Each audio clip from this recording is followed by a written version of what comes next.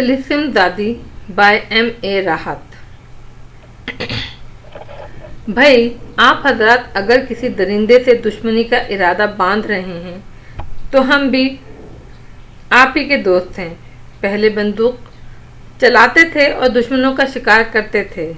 आज अगर किसी दरिंदे का शिकार हमें भी करा दिया जाए तो कम से कम जिंदगी में एक यादगार रहेगा। राजदेव और राव सिकंदर ने मुस्कुराते हुए उनका खैर मुकदम किया और फिर राव हंसकर बोला, बेचारे प्रोफेसर गौरी दरिंदों के लिए परेशान नजर आते हैं। इनके ख्याल में हम लोग इन दरिंदों को बिला वजह नुकसानात पहुंचा रहे हैं। काफी दूर निकल आए थे ये तीनों बातें करते हुए। राजदेव और राव सिकंदर की निगाहें हर झाड़ी हर दरख्त का जायजा ले रही थी। माहौल अब काफी खौफनाक हो गया था और असल जंगल शुरू हो गया था।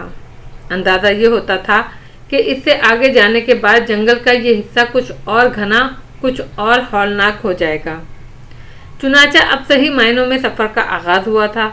वैसे पिछली बार जो मनाजिर इनके सामने आए थे, इस वक्त उनका कोई नामो निशान नहीं था। जंगल कुछ और घना, कुछ और खौफनाक हो गया था। हालांकि उस वक्त जो सैलाब इनके सामने आया था उसने दरख्तों में भी तबाही मचाई थी। तादाद दरख्त जमीन बोस हो गए थे, लेकिन अब उनका नामो निशान भी नहीं था। यकीनी तौर पर मुकामी बाशिंदों ने उनकी सूखी हुई लकड़ियां खर्च कर ली होंगी और जंगल साफ कर दिया होगा। वो लोग आगे बढ़ते रहे। फिर दफातन कर्नल फिरोज के नथनों ने फूलना और पिचकना शुरू किया। उन्होंने राजदेव के शाने पर हाथ रखते हुए कहा, हर चंद के मैं रात का कसाई नहीं हूँ, लेकिन गोश्त की बू से कुछ वाकफियत है मेरी। ओह, तो क्या आप भी? हाँ, क्या मतलब? कर्नल फिरोज ने कहा, आप भी सड़े हुए गोश्त की बू महसूस कर रहे हैं? हाँ बिल्कुल, और अगर मेरा अंदाजा गलत नहीं तो ये उस सिम से आ रही है। कर्नल फिरोज ने हवा को सूंघते हुए एक जानिब इशारा किया। तीनों मोहतात अंदाज में आगे बढ़ने लगे। जंगल में इस किस्म की बू हैरतनाक नहीं थी, क्योंकि दरिंदों जानवरों का शिकार करके उनकी लाशों को ऐसे ही छोड़ दिया करते थे। लेकिन बाहर किसी दरिंदे की तलाश में ये बू सूंघते हुए आगे बढ़ना उनकी फितरत के ऐन मुताबिक था। और इसके बाद वो बड़ी बड़ी झाड़ियों के एक झुंड के करीब पहुंच गए, जहां से ये बू आ रही थी। राजदेव और राव सिकंदर ने अपने शिकारी तजर्बे की बुनियाद पर कर्नल फिरोज को आगे न बढ़ने दिया। लाश के पास दरिंदा भी मौजूद हो सकता था, और फिर ये अंदाजा लगा करके वो दरिंदा वहां मौजूद नहीं है। राजदेव ने पहले झाड़ियां हटाईं और इसके फौरन बाद 2 कदम पीछे हट गया। इंसानी लाश है, उसने जवाब दिया, और फिर तीनों झाड़ियों में घुस गए। झाड़ियों में उन्होंने जो कुछ न देखा वो वाकई हैरतनाक था। इंसानी लाश के चंद टुकड़े, हाथों और पैरों की हड्डियां बिखरी हुई थीं। थोड़े से कपड़ों की धज्जियां भी थीं जो गहरे ब्राउन रंग की थीं। फिर उन्हें एक इंसानी सर भी नजर आया जो एक झाड़ी में अटका हुआ था, और ये देखकर वो हैरान रह गए कि ये सर किसी सफ़ेद फाम इंसान का था। उसके चेहरे पर शदीद तजस्सुस नजर आ रहा था। उस सफ़ेद फाम के बारे में एक ही अंदाज़ा लगाया जा सकता था, ये किसी तौर पर एडमंड गार्सन का साथी हो सकता है। झाड़ियों में खून के धब्बे और इंसानी जिस्म के टुकड़ों से भी यही अंदाज़ा होता था कि लाश ज़्यादा पुरानी नहीं है, ज़्यादा से ज़्यादा 2 दिन हुए हैं। राव सिकंदर और राजदेव आसपास की चीज़ों की जानिब मुतवज्जा हो गए, और कर्नल फिरोज के हलक से एक आवाज़ निकल गई, और राव सिकंदर राजदेव चौंक कर उसे देखने लगे। क्या बात है कर्नल? जीपों के टायरों के निशानात देखो, ये बहुत मध्यम रह गए हैं, लेकिन मैं दावे से कह सकता हूँ मुझसे ज़्यादा इन्हें कौन पहचान सकता है। राजदेव और राव सिकंदर ने भी वो निशानात देखे और दोनों इस बात पर मुत्तफिक हो गए कि ये जीपों के टायरों ही के निशानात हैं। गाड़ियाँ इधर से गुजरी हैं, और वो अंदाज़ा लगाने लगे कि लाश के आसपास कोई ख़ास चीज़ बरामद नहीं हुई जिससे ये अंदाज़ा होता कि ये शख्स कौन है और इसका नाम वगैरह क्या है। बहरहाल चेहरा देखकर ये एहसास हो जाता था कि वो 100% एडमंड गार्सन ही का कोई साथी है, और एक अंदाज़ा उन्होंने कायम कर लिया। वो यकीनन गार्सन का कोई साथी था जो किसी दरिंदे का शिकार हो गया। गार्सन के साथी बदहवासी के आलम में भाग गए और अपने साथी के लिए कुछ ना कर सके। दरिंदे ने इत्मीनान से अपने शिकार को चट कर लिया। اس ہولناک واقعے نے انہیں بہت متاثر کیا اور وہ ایک عجیب سی سنسنی محسوس کر رہے تھے۔ اس کے بعد آگے بڑھنے کا ارادہ ترک کر کے وہ واپس پلٹ پڑے۔ واپس آتے ہوئے وہ اس موضوع پر باتیں کرتے آ رہے تھے، اگر یہ شخص گارسن کا ساتھی ہی تھا تو اب ان لوگوں کے حواس بھی بگڑ چکے ہوں گے اور وہ یقیناً خوفزدہ ہو گئے ہوں گے۔ کرنل نے کہا، اس سے زیادہ ہمیں اس بات کا خیال رکھنا ہے کرنل کہ وہ وحشی درندہ آس پاس ضرور موجود ہوگا۔ چند لمحوں کو وہ ہمارے شکار کو بھی ہمارا بھی شکار کر سکتا ہے، لیکن وحشی جانور کو انسانی خون کی چاٹ لگ جائے تو پھر وہ دور سے انسان کی بو سونگھ لیتا ہے۔ ہاں یقیناً، کرنل نے متاثرہ لہجے میں کہا۔ راج دیو بولا، راؤ آج ایک تبدیلی کیے لیتے ہیں۔ کیا؟ ابتدائی رات میں تم کسی کے ساتھ جاگو اور دوسرے حصے میں میں سمجھ رہا ہوں، راؤ نے کہا۔ کرنل نے اس گفتگو میں دخل نہیں دیا۔ سورج غروب ہوتے ہی جنگل میں روایتی چہل پہل شروع ہو گئی۔ پرندے تو بے شک اپنے گھونسلوں میں دبک جاتے ہیں اور دوسری صبح کا طلوع سورج دیکھتے ہیں، لیکن جنگل کے دوسرے باسی ایک ایک کر کے بیدار ہونے لگتے ہیں۔ الوؤں کی ہو، بندروں کی خوش فالیاں، جنگلی خرگوش کی باغ دوڑ، مینڈکوں اور جھینگروں کے سرتال سبھی جاگ اٹھتے ہیں۔ جنگل میں عجیب سا سما بن جاتا ہے۔ خاص طور سے بندر وحشی درندوں کے لیے بہترین چوکیدار ہوتے ہیں۔ وہ بہت دور سے ان کے بارے میں اطلاع دیتے ہیں۔ اس وقت بھی یہ سما تھا کہ کھانے پینے سے فارغ ہوئے تو سراتو بھی آ بیٹھا۔ آگے شاید راستہ بدلنا ہوئے گا۔ کیوں؟ راؤ نے پوچھا۔ میں دلدل کا بو سونگتا۔ کیا یہ وہی راستہ نہیں ہے سراتو جہاں سے ہم پہلے گزرے تھے؟ وہی، مگر دلدل ضرور ہے۔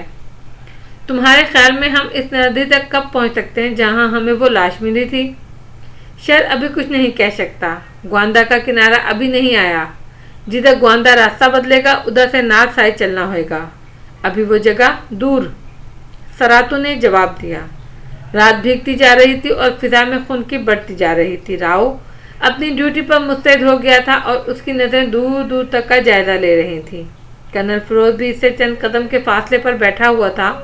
دونوں خاموش تھے۔ اچانک کافی فاصلے پر کسی پرندے کے پروں کی پھڑپڑاہٹ سنائی دی۔ راؤ چکنا ہو گیا۔ یہ پھڑپڑاہٹ بے معنی نہ تھی۔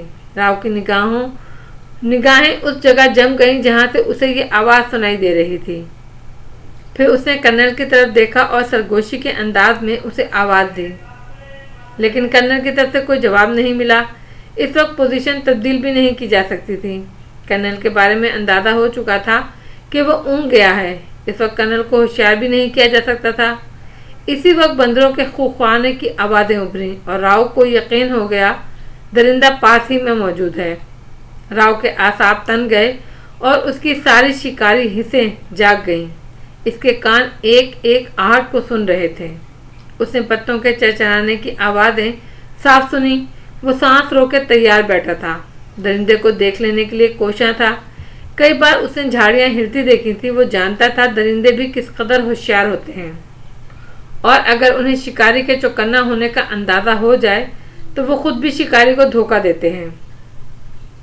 اس وقت بھی ایسی ہی کیفیت کا احساس ہو گیا تھا۔ یکایک دور سے ایک سانبھر کی بھیانک آواز ابھری اور پھر اس کے بے تحاشا دوڑنے کی آوازیں سنائی دیں، لیکن اس کے ساتھ ہی ایک اور اعصاب شکن چیخ نے راؤ سکندر کا دل دہلا دیا۔ وہ آواز انسانی ہوتے ہوئے بھی غیر انسانی تھی، بالکل بلی کی تھی۔ قراہٹ ابھری تھی اور پھر دھما چوکڑی مچ گئی۔ آواز چھولداری کی تاری کی طرف سے ہی آ رہی تھی۔ کوئی دھم سے گرا تھا، پھر ایک دہشت بھری مردانہ چیخ ابھری۔ سب سے پہلے کرنل اچھل کر چھولداری کی طرف بھاگا۔ اس نے ہوشیاری سے کام لیتے ہوئے ٹارچ روشن کر لی تھی۔ پھر دوسرے بھی اٹھ گئے۔ راؤ پر دوہری ذمہ داری عائد ہو گئی تھی۔ ادھر اسے درندے پر نگاہ رکھنی تھی، ادھر یہ ہنگامہ آرائی بھی نظر انداز نہیں کی جا سکتی تھی۔ پھر بہت سی دہشت بھری آوازیں سنائی دیں اور راؤ کے اعصاب ساتھ نہ دے سکے۔ اس نے اپنی جگہ سے چھلانگ لگائی اور یکا بعد دیگر 2 فائر جھاڑیوں کی طرف کر دیے۔ یہ درندے کو بھگانے کے لیے تھے۔ اس کے ساتھ ہی اس نے چھولداری کی طرف دوڑ لگائی۔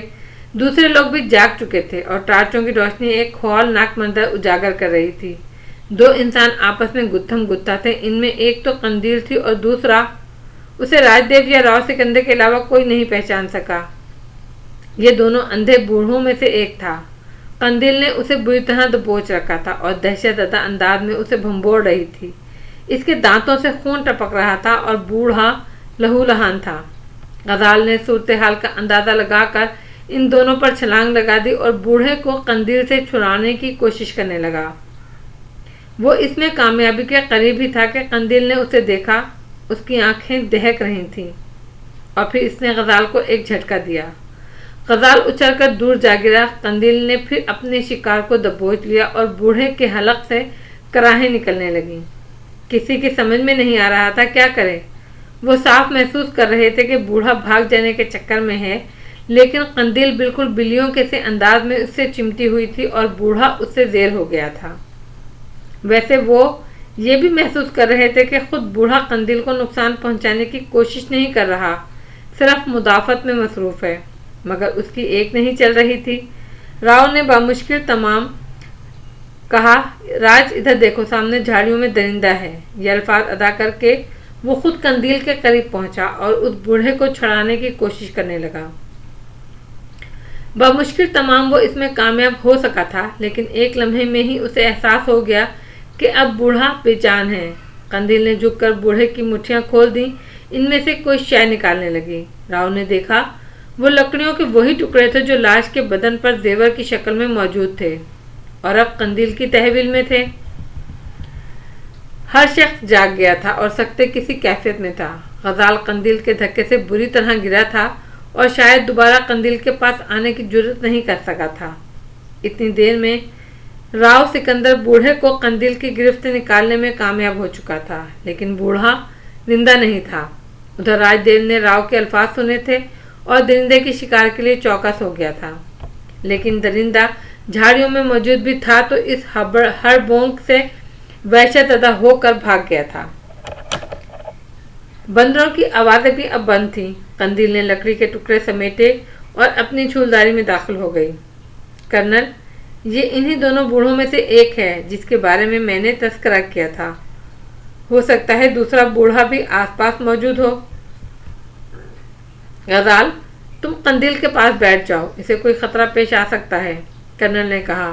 غزال بے اختیار قندیل کی چھولداری کی طرف دوڑ گیا۔ وہ جانتا تھا قندیل بیمار ہے اور اس بیماری کے عالم میں وہ کچھ بھی کر سکتی ہے، لیکن اسے کوئی نقصان نہیں پہنچنا چاہیے۔ چنانچہ وہ چھولداری میں داخل ہو گیا۔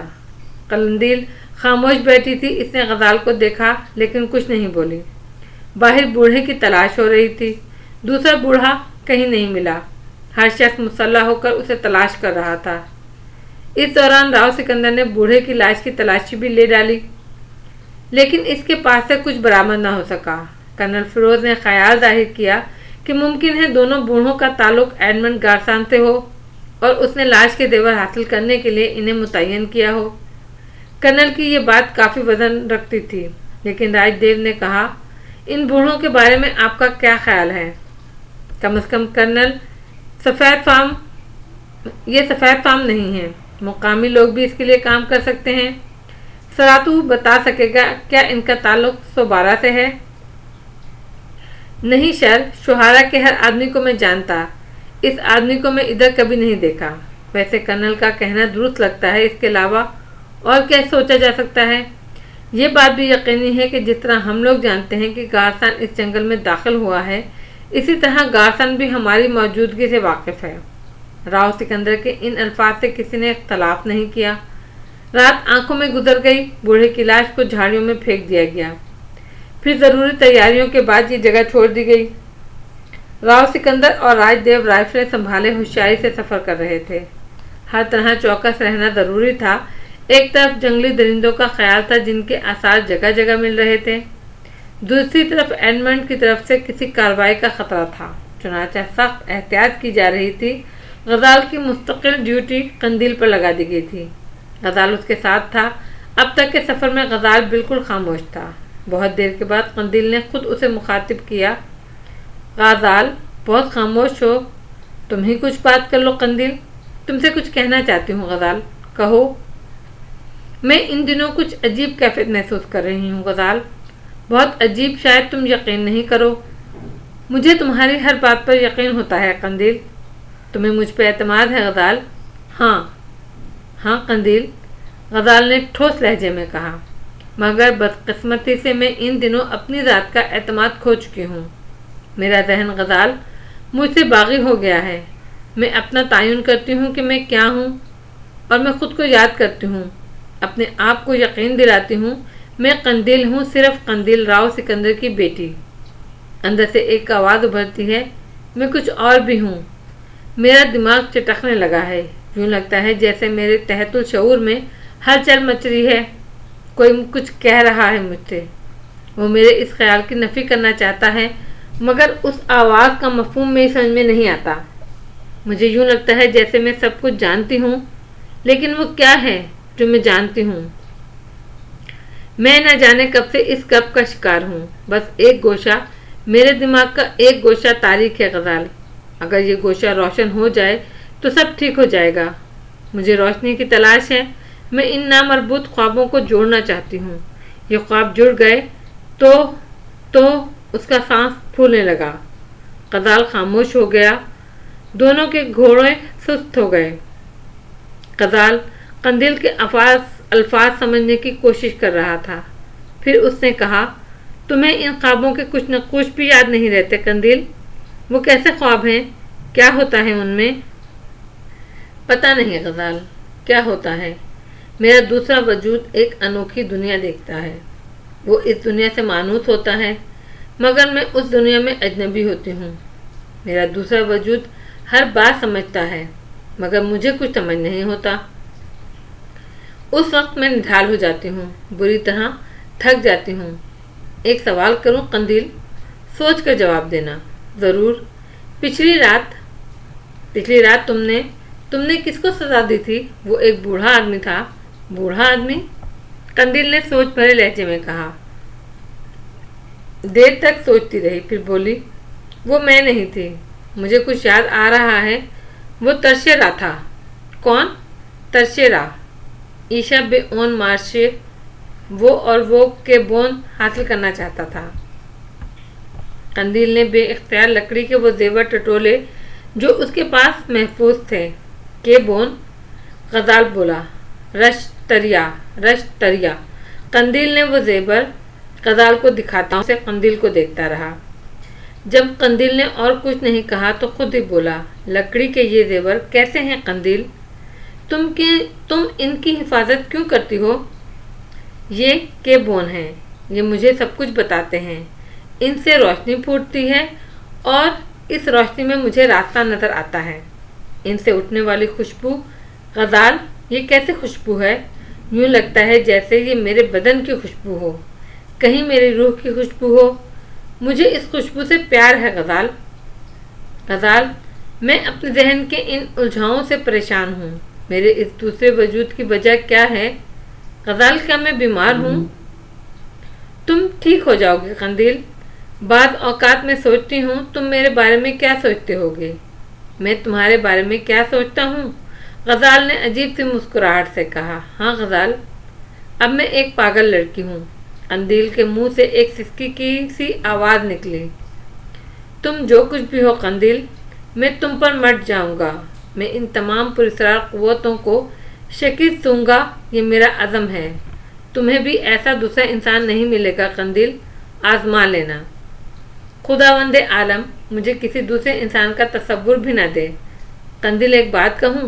ہاں ضرور۔ غزال، تم مجھ سے شادی کر لو۔ مجھے غزال نہ جانے کیا کیا خیال آتے ہیں۔ میں وہ سب کچھ الفاظ نہیں کہہ سکتی جو تم سوچتی ہو۔ جو اس نے عجیب ٹوٹے پھوٹے لہجے میں کہا، تم مجھ سے شادی کر لو غزال۔ ہو سکتا ہے تمہاری زندگی کا ایک حصہ بن کر میں تقسیم نہ ہو سکوں۔ پھر غزال، تم میری زندگی کے مالک ہو جاؤ گے۔ غزال کا دماغ جھنجھنا کر رہ گیا۔ عجیب الفاظ سے انوکھا تصور تھا۔ شادی؟ مگر کیسے؟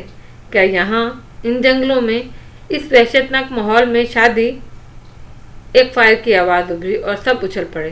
گھوڑوں نے کنتونیاں بدلیں اور سب نے لگامیں کھینچ لیں۔ رائفلیں سیدھی ہو گئیں۔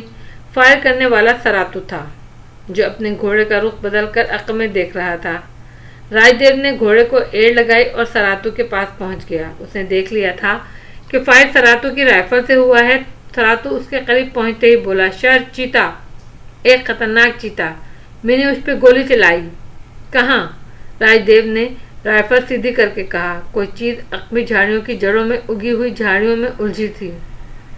राजदेव को यकीन हो गया कि सरातू ने कोई कार्रवाई कर डाली है, लेकिन दावे से ये नहीं कहा जा सकता था कि जिस चीते पर उसने गोली चलाई है वो हलाक हो गया है, और राजदेव जानता था कि जख्मी चीता कितना खतरनाक हो सकता है। चुनाचा इसकी तेज निगाहें थोड़ी दूर तक ज्यादा लेती रहीं। इस दौरान राव सिकंदर भी इसके पास पहुंच गया और राजदेव ने उसे सूरत हाल बता दी। फिर वो दोनों घोड़े से उतरकर पोजीशन लेते हुए उस जानिब बढ़ने लगे जहां अब भी कुछ आहटें सुनाई दे रही थी। घास हिल रही थी। उन्होंने गहरी निगाहों से झाड़ियों में देखा, लेकिन फिर उन्हें अंदाजा हो गया कि हिलने वाली चीज कम से कम चीता नहीं है, क्योंकि उसका हजम नजर आना चाहिए था। चंद लम्हों के बाद वो उस जगह पहुंच गए और वहां उन्होंने एक बंदर को खून में लथपथ देखा। उसके निचले धड़ में गोली लगी थी और वो अपने अगले दोनों हाथों से बदन को घसीटने की कोशिश कर रहा था। राजदेव और राव सिकंदर ने गहरा सांस लिया। इस दौरान सरातू भी इनके पास पहुंच गया था। उसने भी बंदर को देखा और बौखलाए हुए अंदाज में बोला, शर, बाय गॉड, चीता था। शर, मेरी आंखें धोखा नहीं खाती। शर, वो चीता था। राव सिकंदर ने सरातू का चेहरा देखा। सरातू बेहतौर जंगलियों का बासी था। ऐसी गलतफहमी का शिकार तो नहीं हो सकता था, लेकिन अब चीते को कहाँ तलाश किया जा सकता था? हो सकता है सरातू ने चीते पर गोली चलाई हो और कोई बंदर दरमियान में आ गया हो। चीते का आसपास पता नहीं था। दोनों वापस पलट पड़े और अपने घोड़ों पर सवार हो गए। इसके बाद ये तय किया गया कि राव सिकंदर बिल्कुल पीछे रहेगा और सरातू के साथ अकब का जायजा लेता रहेगा। राजदेव इस काफिले के आगे आगे सफर करेगा। गजाल और कंदील की गुफ्तगू इस हंगामे की वजह से खत्म हो गई और इसके बाद उन लोगों ने काफी फासला तय किया तेज रफ्तारी के साथ, ताकि किसी ऐसी खुली जगह जा पहुंचे जहां अगर चीता उनका ताक़ुब कर रहा है तो उनकी निगाहों में आ जाए। रास्ते अब दुश्वार गुजार होने लगे थे। बाद जगह जंगल के दरख्तों में लंबी लंबी जटाएं लटकी हुई थीं जो रास्ते रोक रही थी और इन जटाओं को काटे बगैर आगे का सफर मुश्किल था। अलबत्ता ये आसानी थी कि ये जटाएं ज़्यादा नहीं थीं, काफ़ी फासले पर थीं। जब जटाओं का ये सिलसिला तवील हो गया तो उन्होंने थोड़ा सा रुख तब्दील कर लिया। जंगल के हौलनाक मनाजिर, जानवरों की आवाज़ें और सनसनीखेज माहौल सबको खामोश किए हुए थे। यहाँ तक कि सूरज सरों पर से गुजर गया और शाम हुई तो उन्होंने कदरे एक साफ सुथरा इलाका नज़र में लिया जो छोटी छोटी झाड़ियों से भरा हुआ था, लेकिन ज़मीन हमवार थी और उस पर स्लेटी रंग की हल्की हल्की रेत बिखरी हुई थी। क़याम के लिए यही जगह मुंतखब की गई और घोड़े खाली कर लिए गए। छोटी छोटी छूलदारियाँ नस्ब कर ली गईं और ज़िंदगी के मामूलात में दिलचस्पी ली जाने लगी। सरातू और कर्नल फिरोज़ राइफल थामे हुए ड्यूटी पर मुस्तैद हो गए, क्योंकि जूं जूं जंगल घना होता जा रहा था, आबादी के नक्कुश ख़त्म होते जा रहे थे। इनकी मुस्तदी में इजाफा हो गया था। वैसे भी दोनों शिकारियों की नज़रों ने ये बात भांप ली थी कि जंगल में जानवरों की काफ़ी तादाद मौजूद है, जो पहले की निस्बत अब ज़्यादा थी, और खूंखार दरिंदों के लिए ज़रूरी नहीं कि वो वक्त का इंतज़ार करें। किसी भी लम्हा उनकी तरफ से हमला हो सकता था।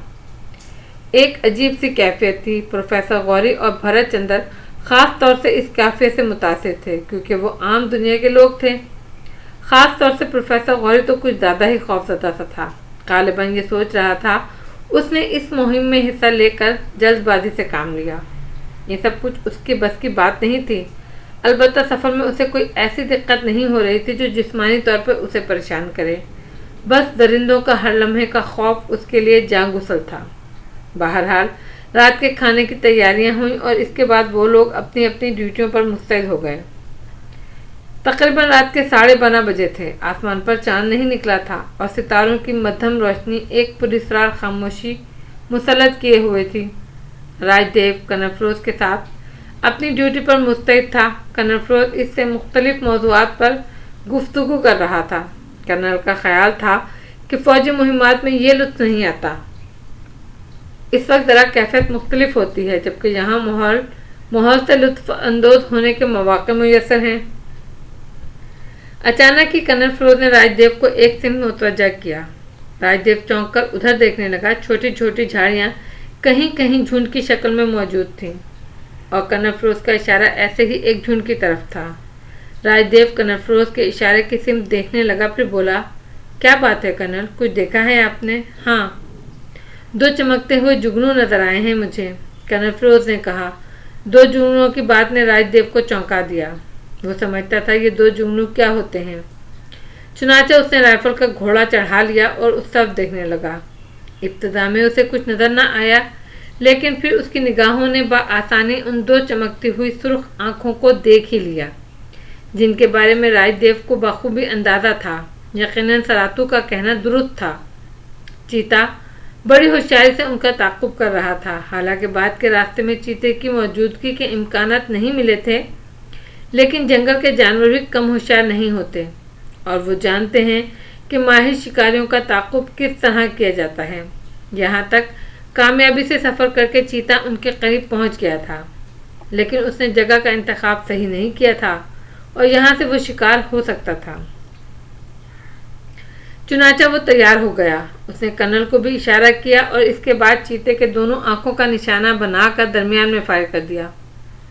राइफल की हौलनाक आवाज़ ने माहौल का सन्नाटा बुरी तरह मजरूह कर दिया। झाड़ियों में छुपे हुए परिंदों ने पर फड़फड़ाए और इसके साथ ही राजदेव खड़ा हो गया। उसने दफतन किसी स्याह धब्बे को झाड़ियों में से उछलकर अकबी सिमत दौड़ते हुए देखा। जानवर ने इंतहाई चालाकी का सबूत दिया था और सामने से आने के बजाय झाड़ियों के अकब में दौड़ता चला गया ताकि राइफल की जद पर ना आ सके। लेकिन राजदेव ने एहतियातन एक और फायर भी किया और इसके बाद होशियारी से उधर देखने लगा। ये एक फितरी चीज थी कि सोने वाले फायर की इस आवाज़ से जाग उठे। चुनाचा सभी जाग गए और सूरत हाल मालूम करने के लिए निकल आए। सबने अपनी अपनी राइफलें संभाल लीं, लेकिन राजदेव से अभी बात पुरस नहीं की गई थी। राजदेव चंद लम्हा साकत रहा, फिर उसने कर्नल फिरोज से कहा कि वो टार्च संभाल ले और इसके बाद राव सिकंदर को वहां मुस्तैद करके वो आगे बढ़ने लगा। उसने अंदाज़ा लगा लिया था कि झाड़ियों के अकब में और भी झाड़ियाँ हो सकती हैं। चीता उस सिमत गया है। चुनाचा वो आहिस्ता आहिस्ता एक एक कदम चौंकते हुए आगे बढ़ते रहे और फिर झाड़ियों के नज़दीक पहुँच गए। कर्नल फिरोज ने अभी टार्च रोशन नहीं की थी, लेकिन तारों की छाँव में उन्होंने अकबी सिमत का जायजा लिया। अकबी सिमत में तकरीबन 1 फरलांग तक जो झाड़ियाँ बिखरी हुई थीं, इनमें तमाम झाड़ियाँ छोटी छोटी थीं और एक भी झाड़ी ऐसी नहीं थी जिसमें दरिंदा पनाह ले सके। वो थोड़ी देर तक माहौल का जायजा लेते रहे। दरिंदा उन्हें कहीं भी नजर नहीं आ रहा था। राजदेव ने अंदाज़ा लगाने के लिए कि दरिंदा अगर हलाक नहीं हुआ है तो क्या जख्मी भी नहीं हुआ, कर्नल फिरोज के हाथ से टार्च ली और ज़मीन पर टार्च की रोशनी डाली। उसकी निगाहें खून के धब्बों और कदमों के निशानात तलाश कर रही थीं। झाड़ियों के अकब में उसे कदमों के जो निशानात नजर आए, उन्होंने राजदेव को पागल कर दिया। ये साफ साफ इंसानी कदमों के निशानात थे, 100% इंसानी पाँव जो दूर तक चले गए थे। राजदेव फटी फटी निगाहों से इन निशानात को देखता रहा। फिर उसने झाड़ियों के झुंड में घुसने का फैसला कर लिया। हालांकि ये एक खतरनाक काम था, लेकिन कर्नल फिरोज को वहां मुस्तैद करके वो झाड़ियों में घुस गया। झुंड इतने वसी भी नहीं थे कि उसे बहुत ज़्यादा दिक्कत होती। इसने तमाम झाड़ियाँ खंगाल डाली, लेकिन झाड़ियों में कुछ नहीं था। यानी वो दुस्सुलगती हुई आंखें जो यकीनी तौर पर किसी जानवर की थीं गायब हो चुकी थीं, लेकिन ये इंसानी कदम जो बिल्कुल ताज़ा थे, कम अज़ कम राजदेव की निगाहें इस सिलसिले में धोखा नहीं खा सकती थीं। झाड़ियों से निकलने के बाद उसने कर्नल फिरोज को साथ लिया और जहां तक बआसानी जा सकता था वहां तक गया। कदमों का सिलसिला ख़त्म नहीं हुआ था, वो दूर तक चला गया था। यूँ लगता था जैसे वो जो कोई भी था दौड़ता हुआ काफ़ी कुव्वत से आगे निकल गया है। फिर राजदेव खुद ही रुक गया और उसने कहा, आइए कर्नल वापस चलें। मगर राजदेव, ये तो इंसानी कदमों के निशानात हैं। हाँ, तो क्या वो कोई इंसान था? इसके अलावा और क्या कहा जा सकता है कर्नल? लेकिन वो आँखें, क्या किसी इंसान की आँखें इस तरह चमक सकती हैं? राजदेव ने कोई जवाब नहीं दिया اور وہ واپس اپنے ساتھیوں کے پاس پہنچ گیا۔ راج دیو سے صورتحال معلوم کی جا رہی تھی، لیکن راج دیو خاموش تھا۔ البتہ کرنل فیروز کے لیے یہ واقعہ انتہائی حیرت انگیز تھا۔ وہ ایک لمحہ برداشت نہ کر سکے اور سب کو تفصیلات بتانے لگے۔ حیرت کی بات تھی، سبھی حیران ہو گئے، لیکن اس پراسرار معمے کا کوئی حل دریافت نہ ہو سکا۔ نتیجے میں خاموشی کے سوا اور کیا کیا جا سکتا تھا؟ البتہ کافی دیر تک اس بارے میں چیمہ گوئیاں ہوتی رہیں۔ پھر راؤ سکندر نے کہا، جنگل کی زندگی میں یہ واقعات عام ہوتے ہیں، لیکن ہمارے پاس اس کے سوا چارہ کار بھی نہیں کہ ہم ہر انوکھے واقعے کو بھول جانے کی کوشش کریں اور رات کی نیندیں مجروح نہ کریں۔ چنانچہ آپ لوگ سو جائیں، یہی بہتر ہے۔ دوسرے دن کے لیے چاق و چوبند رہنا بہت ضروری ہے۔ کسے نیند آئی اور کسے نہ آ سکی یہ تو وہی لوگ جانتے تھے، لیکن راؤ سکندر اور راج دیو کرنل فیروز کے ساتھ مل کر اس پراسرار واقعے پر اچھی طرح غور کرتے رہے۔ شکاری زندگی میں نیندوں کا تصور ذرا مشکل ہی ہو جاتا ہے۔ کتنا سونا ہے، کتنا نہیں سونا، یہ بات ایک شکاری ہی جانتا ہے۔ البتہ عام لوگوں کے لیے یہ تصور بڑا عجیب ہے کہ سوئے بغیر کئی دن تک سفر جاری رکھا جا سکے۔ البتہ یہ ضرور طے کر لیا گیا تھا کہ جب تھکن زیادہ ہو جائے گی تو پھر ایک دو دن کسی مقام پر باقاعدہ قیام کر کے نیندیں پوری کر لی جائیں گی، تاکہ آگے کے سفر کے لیے کوئی دقت درپیش نہ ہو۔ راؤ سکندر اور راج دیو آپس میں بہت سے موضوعات پر گفتگو کر رہے تھے۔ یہ پراسرار واقعات ان کے لیے باعث حیرت تھے، کیونکہ سبھی جانتے تھے کہ وہ ایک پراسرار وجود کا معمہ حل کرنے کے لیے نکلے ہیں۔ البتہ انسانی ذہن عجائبات کو آسانی سے قبول نہیں کرتا، اس لیے ان کے الفاظ میں حیرت انگیز طور پر حیرت شامل تھی۔ یہ تصور بھی قائم کیا گیا تھا کہ ایڈمنڈ گارسن ان راستوں سے نہیں گزرا ہے، کیونکہ اس چمکدار ریت پر جیپ کے نشان نہیں تھے جو اب تک کے سفر میں انہیں نظر نہیں آئے۔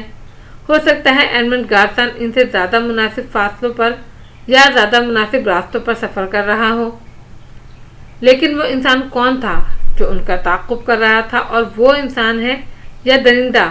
وہ چمکتی ہوئی آنکھیں کم از کم راج دیو تو نہیں بھول سکتا تھا، جس کے بارے میں اس کا اندازہ تھا کہ وہ کسی وحشی درندے کی آنکھیں ہی ہو سکتی ہیں۔ لیکن قدموں کے نشانات ملنے کے بعد اس معاملے کا کوئی حل اس کے پاس نہیں تھا۔ دوسرے دن ذرا دیر سے سفر شروع کیا گیا، کیونکہ دن کی روشنی میں بھی انسانی قدموں پر تحقیق کی گئی تھی، اور راج دیو بھرت چندر کے ساتھ ان قدموں کے نشانات پر دور تک گیا۔ یہ سفر گھوڑوں پر کیا گیا۔ نشانات کا سلسلہ لامتناہی تھا۔ تقریباً 1.5 میل تک وہ چلے گئے۔ قدموں کے نشان صاف نظر آ رہے تھے، نشان پہلے سے آگے بڑھ گئے۔ اس سے زیادہ دور جانا مناسب نہیں تھا، چنانچہ راج دیو وہاں سے واپس پلٹ پڑا۔ اس کے بعد ناشتہ کر کے آگے سفر شروع کیا گیا۔ سراتو کو ان دونوں نے اپنے درمیان میں لے لیا تھا، اور وہ اپنے اس مسئلے کا حل چاہتے تھے جو رات ہی کو ان کے ذہن میں پیدا ہوا تھا۔ راج دیو نے کہا، مسٹر سراتو، یہ وہ جگہ بالکل نہیں ہے جہاں سے ہم گزرے تھے۔ کب سر؟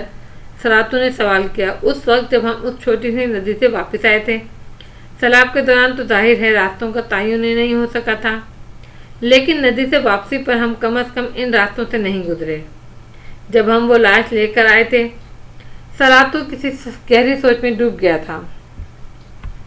پھر اس نے کہا، سر، میں سچ بولتا، یہ وہی راستہ ہے، بٹ ایسا ہو سکتا ہے کہ کوئی دوسرا سیلاب ادھر ایسا آیا ہے۔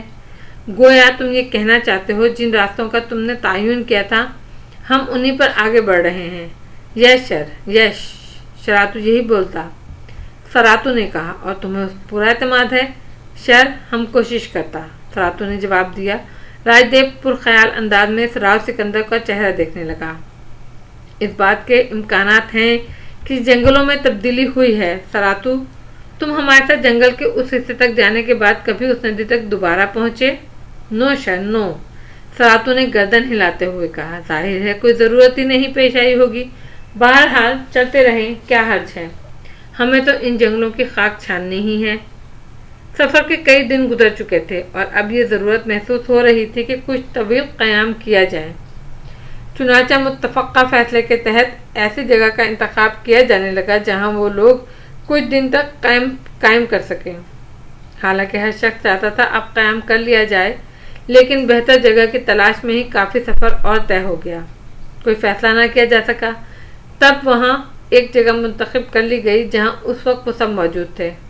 ابھی یہاں سامان وغیرہ خچوں سے اتارا جا رہا تھا کہ اچانک سراتو دوڑتا ہوا ان لوگوں کے پاس پہنچا اور اس نے کہا، شر، درختوں کا وہ جھنڈ، ادھر پانی۔ سراتو کی آواز پر سب نے اسے چونک کر دیکھا۔ راج دیو نے پوچھا، کیا مطلب ہے تمہارا سراتو؟ شر، ادھر جھیل ہے، جھیل درختوں کے اس طرف۔ کیسے کہہ سکتے ہو؟ شر، پانی، پانی کی خوشبو، پانی کی خوشبو۔ راج دیو نے دلچسپی سے سراتو کو دیکھا۔